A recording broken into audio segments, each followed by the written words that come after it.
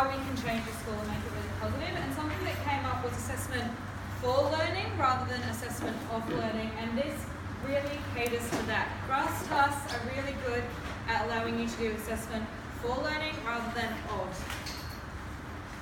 So what are the purpose? The purpose of GRASPS tasks is to allow teachers to teach with purpose and for students to be able to create work with purpose and meaning.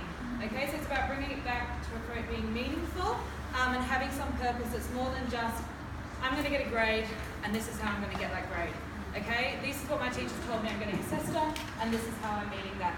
It ignores that and it looks at more of how can we put it in the real world and how can we make something where the students are learning as they go along. It allows connections to be made more than just the criteria standards, like I said.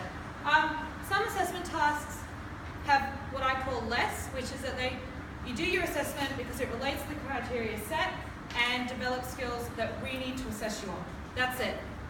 GRASPS tasks allow you to do more. So you do your assessment because it relates to the world around you and develops real life skills that we can then use.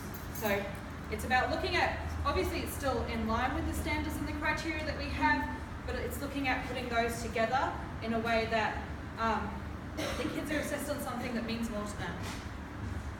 So what does it stand for? A lot of these have real world in them, as you can see. So G is for a goal, a real world goal.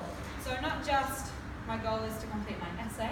Yeah, my goal is to do something that has something implemented in the real world. R is a role. You give the students a role. They have a purpose as to why they're completing this task. They're not just them in the classroom having to complete it. They have a role. So they could be a journalist looking at something. They could be a scientist who's now got to present to a whole arena of other scientists. So it gives them a context as well. A is the audience, which is what I was just talking about. So a real world audience. So if they're having to talk to a group of other students, their language changes. Whereas if they're talking to a whole group of scientists, they'll have to think more about how they're using their language as well. And S, a real world situation, like I've already given an example, but obviously that situation needs to be something that they could actually perhaps do in real life. And P is either the product or the performance that they create. So a product, it might be that they've actually created something that can be used, or it could be the essay that they've actually written with those things in mind, or it could be a performance that they're actually giving. And then S obviously is the standards. Standards is the only thing that doesn't have the real world attached to it, because I think sometimes the standards we have don't really necessarily correlate to the world around us, but the standards are still there. So to expand upon this, I've already spoken about it, but the idea for the students is that you've given them a statement of the task and they know what the problem, challenge, or obstacle is that they need to face. They've got a role, so they know what the job is for them to do. They have an audience, so it means that they've got a context for the scenario, and they know who they're speaking to, what language they have to use. They have a situation, so it gives them something more to do.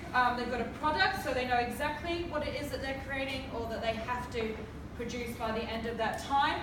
And they've got the standards and the criteria, which have a clear picture of the success that they need, the travel that they need to go on to get that success in their assessment. So those standards and criteria are basically, this is what we're going to assess you on, but this is how you're getting there.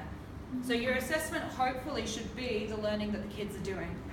There are multiple ways to do it and numerous ways that it can work, but at the end of the day it's up to you as a facilitator to make it work for you in your classroom and the subject that you're teaching. And I use the word facilitator because in this case you really are letting them get ahead with it and you are facilitating that learning. You're not teaching them on the board, just telling them what to do. So this is an example from one of my old schools. This one's pretty in-depth. And I have a zoom up, so I'm going to get to that too. But this is something that I did when I was teaching English, and I use this example because in drama sometimes people find it hard to connect how I've connected it to everything else, to other subjects, but this one is really integrated, and it's a lot easier, I think, for everyone to see how that's been integrated to other subjects. So this was an English task. The topic was fantasy, so we were looking at fantasy novels. During class we were reading Harry Potter, which is the book that we were doing at the school at the time. So we were looking at a fantasy novel and looking at the genre of fantasy and how that works and the conventions and things within that.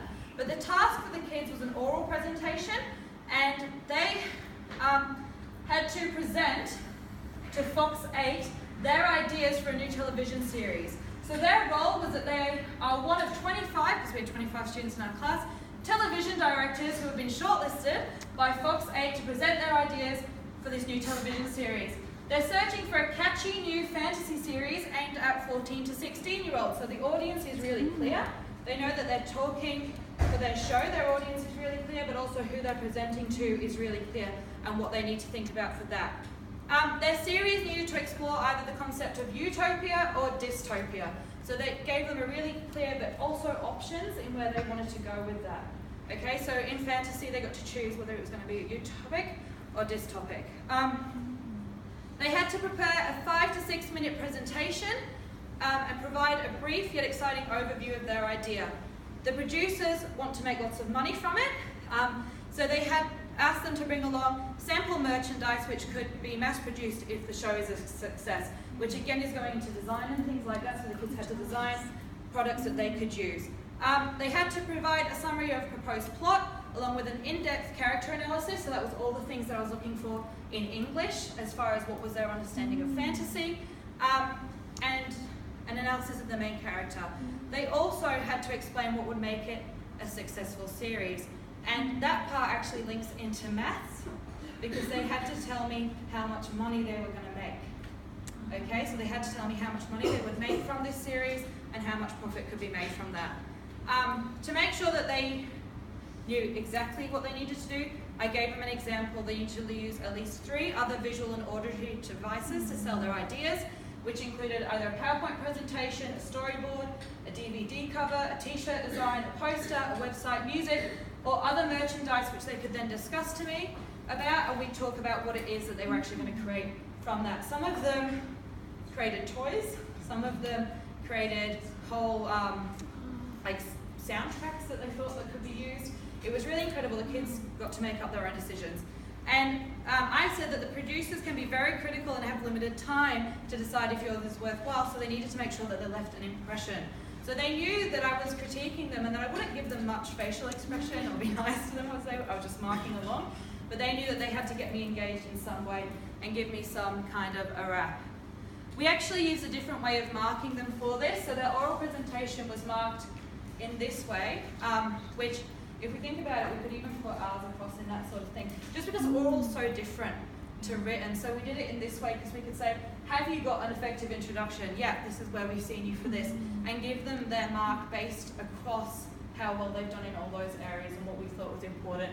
So we had initial observations and then the outcomes there that they used and how they actually did in their presentation, looking at their content and also their delivery. This is an example. This was probably a C, like a C work, a C standard of work, but this is a kid that actually wasn't doing so well until we did this. So they were actually failing and they might manage to get a C for this. So I just want to show you what they came up with as a kid that was really struggling and what they were able to produce. If I could, I would have shown you what the A's did. They all collected their work because they had these great big portfolios with DVD covers inserted and pictures of themselves in the poster and whatever else. So he gave me a teaser trailer. This one doesn't work. I can't show you it anymore because it's outdated. But there was like a generator, and he got on a little movie generator and created a teaser trailer for what the show would be about and what I could see in there. He gave me the plot. So welcome to Station 19. The idea is that there's these bandits or something in space, so the idea of fantasy. And they have conflicts with human commanders. They gave me some ideas of what was going on and what that plot was, so I got to see that from the kid. Again, went on to explain to me a bit more about the show and what the show was telling them, which is quite a bit from someone who hadn't done much work previous to this. They told me that each character has a past, and along with the main plot progression, each episode would reveal parts of the history of one character, so that I could see a future for this TV show and where it was going to go. And then there's also opportunities to follow other characters. They gave me the main character and what they thought about that. They have some weird names in there that I can't pronounce because it's fantasy. they gave me some ratings and gross profits. Now, this is, remember, a kid that wasn't doing so well, so is it probably mathematically correct? I doubt it. I'm sure he just made it up on the spot and chucked it into this one. But some of the others actually gave me projected charts and actually had put them across with other areas and seeing what other shows had done previous to that and the kind of money that they were making and the kind of ratings that they had. This kid, I'm sure, just chucked it in and made it up. But you can see that they've at least thought about it, so that's a gross of, like the show has elements of Firefly, so what that kind of money that makes, and it also has elements of Dallas, like the Texas one, so they looked at other shows outside of the genre. I'm sure their parents helped them with that one. And they gave me a gross profit for that, and then predicted ratings. So then they told me that that would mean that they'd have higher ratings and entertain an audience of a wide range. They also then showed me merchandise, so there was actually a t-shirt design, but again, the website or whatever has outdated that, but there was a t-shirt design that they had. And that was it. But you're talking about 5 weeks. A student had 5 weeks to do this, and we were actually reading the novel in class and looking at the conventions in class. I didn't do much with them except for one lesson where I listened to their ideas and I gave them some feedback on how they could change that or how they might make it more fantasy. So these kids did this in their own time for their assessment, but they were learning as they went, and they were interested in what I was teaching them about the content because they knew that they needed that to be able to put it into their version of the show. It was something that they were able to relate to. So the opportunities are endless, and there could definitely be opportunities for us to cross-curricular plan with these ideas of these kinds of assessments for learning. And if we've got them and they're bigger, and we know that they're going across a couple of different units, then we can definitely put that in and mark them on something that big where it goes across the whole way. And student engagement was really high during the task, and most students went above and beyond to complete the assessment. I actually had no students fail on this one from a class where at least 5 kids were failing when I got in there. So they did really, really well on this just because they were so engaged and it was their own thing. So thank you for listening, and I hope you can think about how you might use GRASPS.